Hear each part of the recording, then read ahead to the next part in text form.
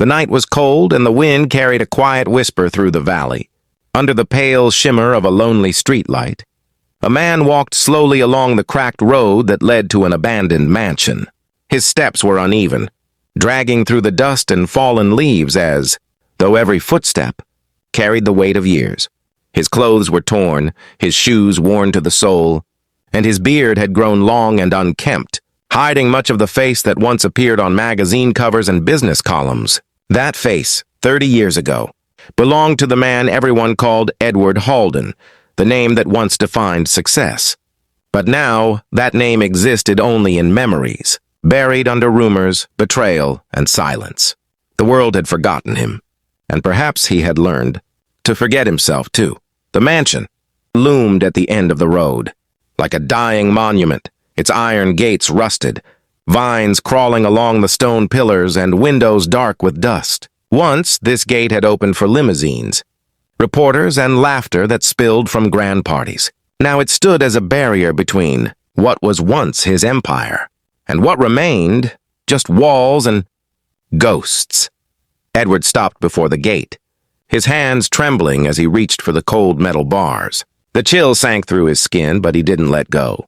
His chest rose and fell as he took a breath, feeling the air of his past fill his lungs. It was heavy, familiar, painful. 30 years had passed since he last stood here. 30 years since the scandal, the betrayal, and the night when everything he built collapsed in a single blow. His company was taken, his name disgraced, and the mansion, his pride, sold off to pay debts that weren't even his. He had vanished from the world after that, leaving only questions behind. Now, the man who once owned empires stood outside his own gate as a beggar. No one would recognize him anymore, not the townspeople, not the business world, not even the few loyal workers who might still be alive. And perhaps that anonymity was the only gift time had given him. He pushed the gate slowly. The old hinges groaned, letting out a sound like a sigh from the past. The path beyond was covered in dry leaves that crackled beneath his steps, echoing faintly in the hollow silence. Every footstep sounded like an accusation. Every gust of wind carried fragments of memories, laughter, voices, music, and the distant sound of his daughters. Laughter from long ago. He stopped for a moment, looking up at the mansion that had once been alive. Now its windows were blind eyes watching him with indifference. The fountain in the center of the courtyard stood broken. The marble angels chipped and faded. The garden where roses once bloomed was a field of weeds and thorns. Still, he walked forward. Inside, the doors creaked open with a resistance that spoke of neglect. The air was thick with the scent of dust and forgotten wood. Cobwebs hung in the corners, and the chandelier, once glowing like a crown of diamonds now, dangled dull and lifeless. Edward stood in the grand hall, his eyes tracing the familiar outlines of the staircase, the portraits on the wall, the piano that hadn't been played in decades. Each object was a ghost of memory. His gaze lingered on one of the portraits, a younger version of himself, standing beside a woman and a little girl. His wife and daughter, both gone now. One taken by illness, the other by distance. He reached up to touch the frame, his fingers brushing away the dust. Beneath it, the colors still glimmered faintly, reminders of what he had once been. A quiet ache rose in his chest, one that 30 years had never cured. He moved deeper into the house. The sound of the floorboards beneath him was like a heartbeat, steady but fragile. Somewhere in the back of the mansion, a faint light flickered. He followed it, drawn like a moth toward warmth. There, in the dim corridor, a woman moved quietly, placing a tray on an old wooden table. Her movements were slow but practiced, careful and precise.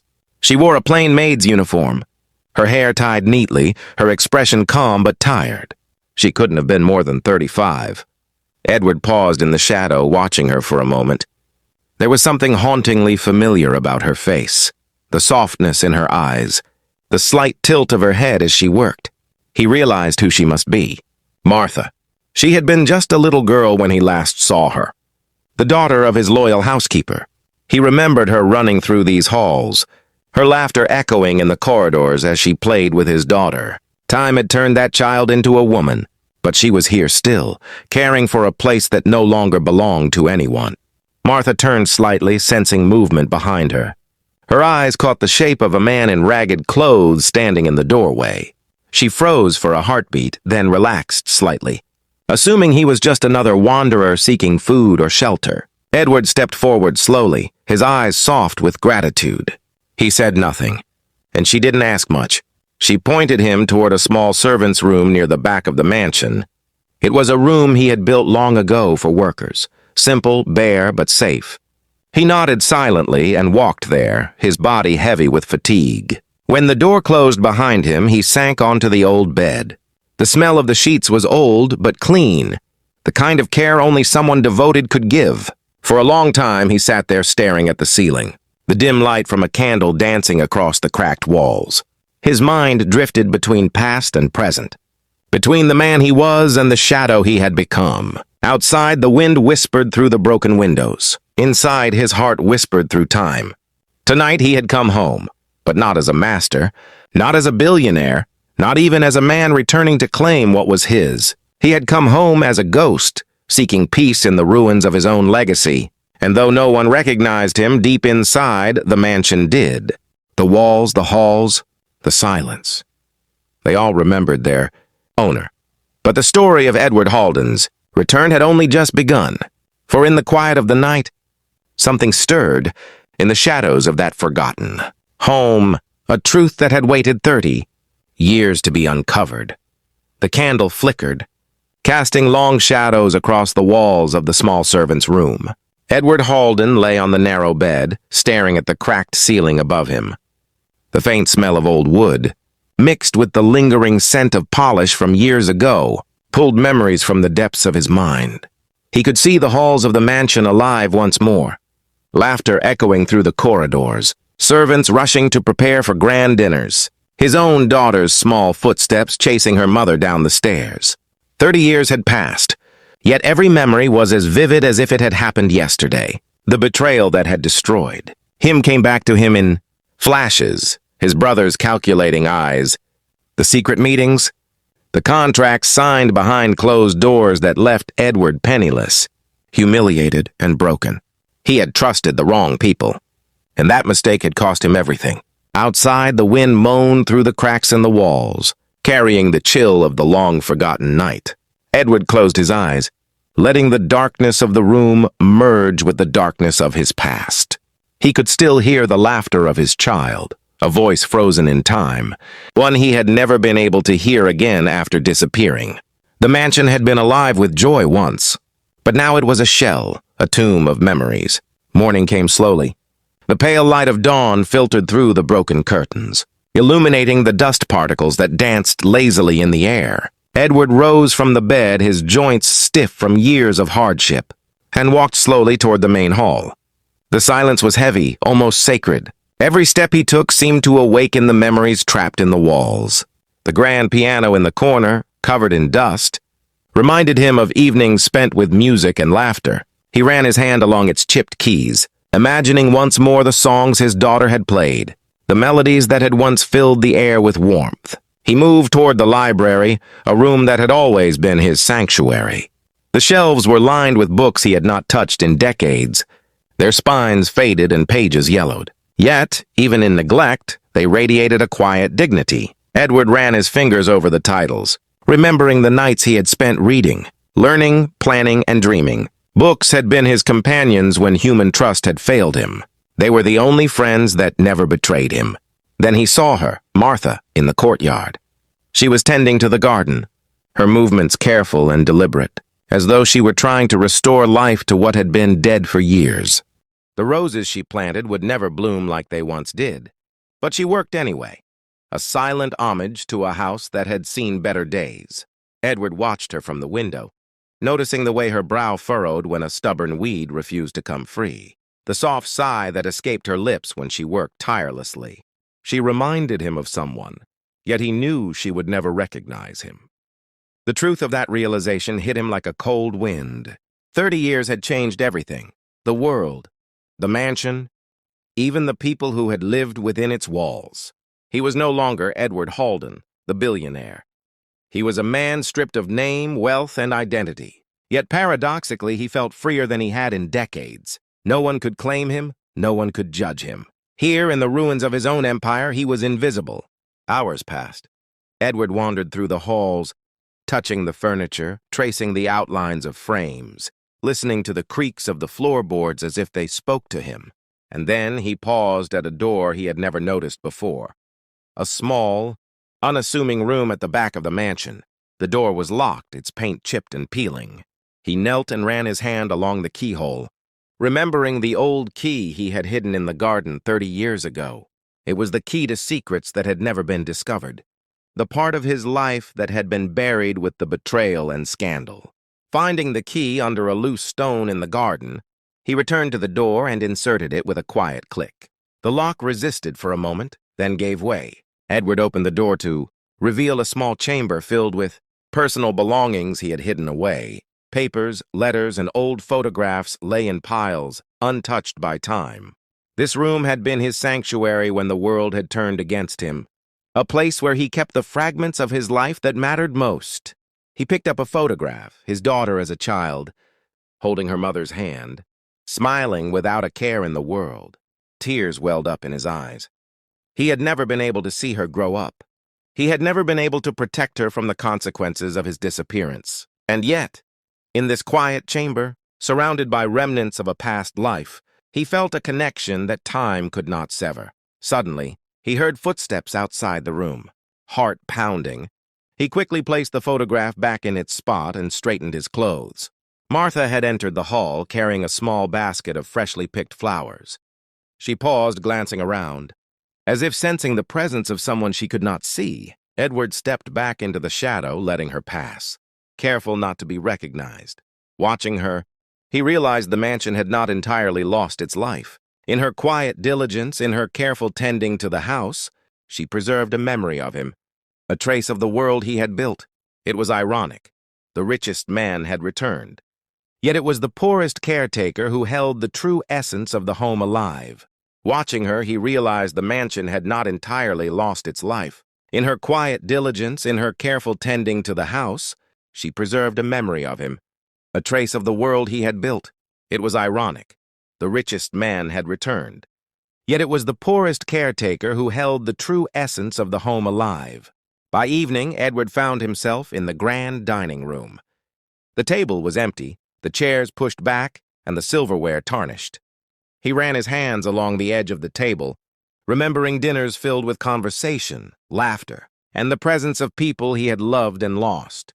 The room felt alive again in his imagination, the walls echoing with the ghosts of the past. That night he returned to his small servant room, exhausted but filled with a strange sense of purpose. He had walked through his past, touched the remnants of his life, and felt the pulse of the mansion again. Tomorrow he would explore deeper, confront the memories that had haunted him, and perhaps uncover truths that had remained hidden for decades. As he lay down, the candle flickered one last time, casting shadows that danced across the walls. Edward Halden, the man who had returned home as a beggar, closed his eyes. The mansion breathed around him, the silence heavy but comforting. Somewhere in the darkness, the first whispers of revelation stirred, hints of a story that would unfold only when the past and present collided. And thus the night carried him into dreams filled with shadows, memories, and the anticipation of what tomorrow would bring. The morning sun crept slowly through the broken windows of the mansion, casting fractured patterns of light across the dust-covered floors. Edward Halden rose from the narrow bed, his back stiff from sleeping on the hard mattress, and paused in the doorway of the servants' room. The silence of the house was almost deafening, but Edward had learned to hear the whispers of memory in it. Each creak of the floorboard, each rustle of a curtain, each faint echo in the hallway spoke to him in a language only he could understand. He walked to the library, his fingers tracing the worn spines of books, remembering nights spent immersed in their pages. But today, he sought something different. Not knowledge, not comfort, but truth. 30 years ago, his life had been stolen from him by someone he had trusted most. Now he needed to know why, and he needed to see the consequences of that betrayal with his own eyes. The grand hall seemed to breathe around him, filled with shadows that shifted as he moved. Portraits of the family stared silently from the walls, frozen smiles that seemed to judge and console at the same time. His eyes lingered on one of his own, younger, confident, proud. The man he had once seemed almost like a stranger now. The contrast was stark. The power and wealth he had possessed then, and the hollowed, ragged man he had become. And yet, there was a calmness in his chest he had never felt as a billionaire. A freedom only poverty and exile could give. Edward moved cautiously through the corridors, listening for any sign of life. Martha, the maid, was somewhere in the house, maintaining the small semblance of order. She had become the caretaker of his memories, though she knew nothing of the man wandering among them. Her presence was a tether to the past, a reminder that life had endured in the mansion even when he had been erased from it. He paused at the study, a room he had once considered the heart of his empire. The desk was covered in dust, papers scattered as if someone had left in haste. Edward knelt to examine the documents, careful not to disturb too much, and found a small stack of letters hidden in a drawer. These were correspondences he had written but never sent, confessions to friends, pleas for understanding, and, most importantly, notes detailing the betrayal that had ruined him. Reading through the letters, Edward felt the old anger rise in him, sharp and bitter. His brother's duplicity, the clandestine deals, the forged contracts, all were exposed in black ink. But alongside the anger was a quiet understanding. Time had given him perspective. Revenge was no longer necessary. What mattered was knowing the truth and witnessing its effect on the present. Hours passed, and the mansion seemed to shift with his every movement. The wind stirred the tattered curtains. The broken shutters rattled softly, and the faint scent of roses. Martha's persistent attempt to bring life back to the garden drifted through the hall. The mansion was alive, but not as it had been. It was alive with history, with memory, with the shadows of what had been, and what would never return. Edward found himself drawn to the dining room. The grand table stretched across the room, empty and silent, a remnant of dinners filled with laughter and conversation. He ran his hand along its edge, imagining the past once more. And then through a half-open door, he saw her, Martha. She was arranging flowers she had picked from the small garden outside. The sunlight fell upon her, illuminating her features with an almost ethereal glow. She was beautiful in a quiet, unassuming way, but it was her devotion that struck Edward the most. She had preserved this home not for glory or reward, but because it mattered to her. He watched her work, unseen, and memories of the past collided in his mind. He saw the little girl she had been, running through these halls decades ago. He remembered her laughter mingling with his daughter's, echoing in ways that time had tried to erase. Martha was both a bridge to the past and a mirror of what had been lost. And yet she did not recognize him. She did not know that the ragged man in the shadows was the very person whose portrait hung on the walls above her. A strange emotion welled up in Edward's chest, a mix of sorrow, longing, and awe. He realized that the mansion had endured through these years not because of wealth, but because of love. Martha's care had kept its spirit alive, even as the walls crumbled and the world outside forgot. And in that realization, Edward found both comfort and sorrow. The riches he had once possessed were meaningless compared to the quiet devotion of a woman who had never known him. By afternoon, Edward decided to explore the rooms he had never entered. Small chambers that had once housed guests, the attic where children's toys had been left, and the servants' quarters. Each room carried echoes of laughter and whispers of betrayal, the remnants of a life that had once been vibrant. He paused in the attic, brushing dust from an old trunk, and discovered something unexpected, a bundle of letters tied with a faded ribbon. They were addressed to him, written by his daughter, written before he had disappeared. Reading them, Edward's heart tightened. She had loved him, trusted him, and yet he had abandoned her through absence, leaving her to navigate a world of questions and pain without him. The letters spoke of longing, confusion, and the innocence of a child forced to grow up without a father. And in every word, he felt the weight of 30 lost years, the price of pride, trust, and human failure. As the sun began to set, casting long shadows across the floors, Edward returned to the hall.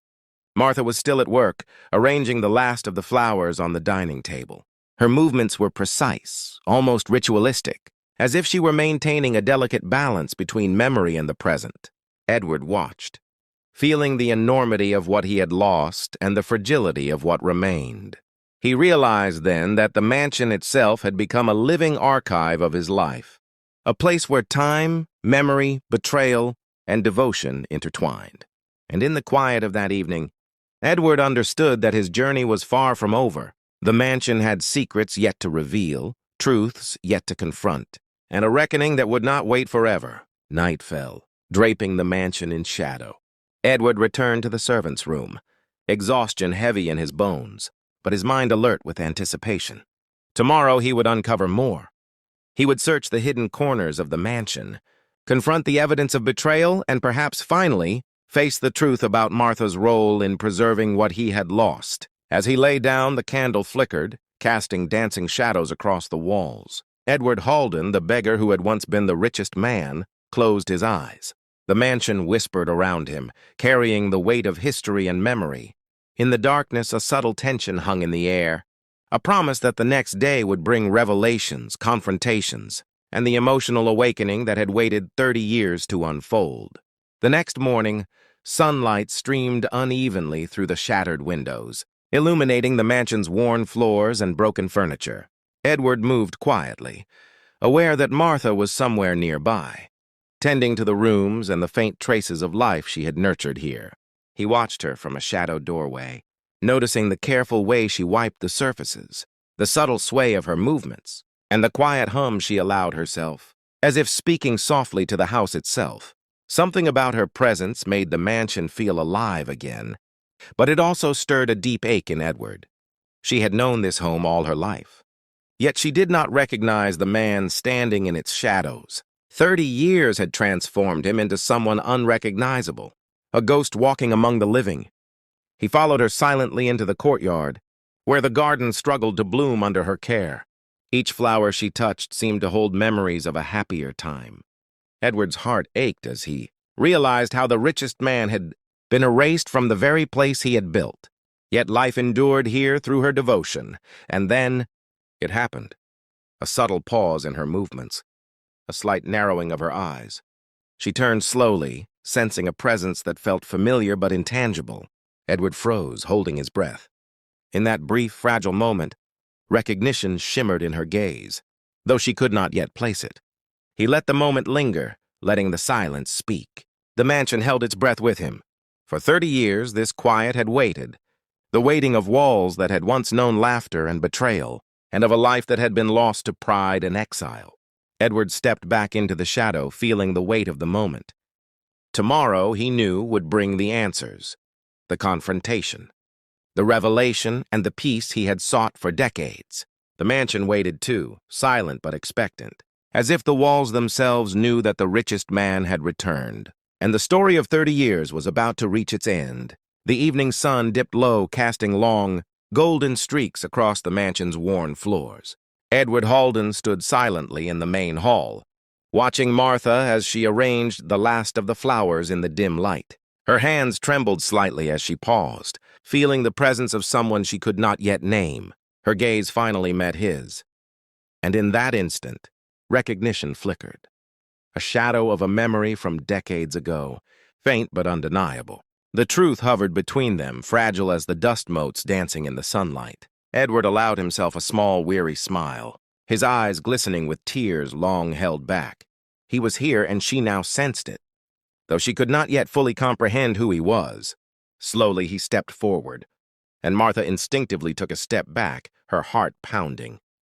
The walls of the mansion seemed to lean closer, bearing witness to the reunion, the secrets, and the years lost.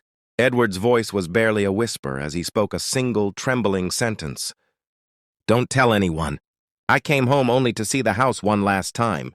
Tears streamed down Martha's face, a mixture of confusion, awe, and realization. She understood now.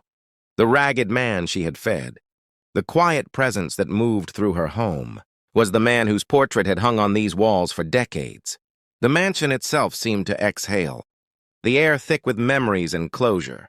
Edward turned toward the door, his steps slow but purposeful. He walked through the hallways one final time, touching the frames, the piano, the garden where flowers bloomed under Martha's care. Each touch was a farewell, each glance a silent forgiveness, of himself, of the past, and of those who had betrayed him. Weeks later, Martha found a small envelope beneath the marble bench in the garden. Inside was a single key and a letter written in Edward's shaky handwriting. 30 years taught me that wealth cannot buy peace. This mansion is yours now. Take care of it, not as a house of pride, but as a home of memories. And with that, the richest man who came home poor vanished once more, leaving behind a home restored by devotion, a heart unburdened, and the quiet knowledge that some returns are not for recognition, they are for closure. The mansion stood in silence, carrying both the weight of history and the relief of redemption, as though finally at peace with the man who had once lost everything, only to return home and find what truly mattered.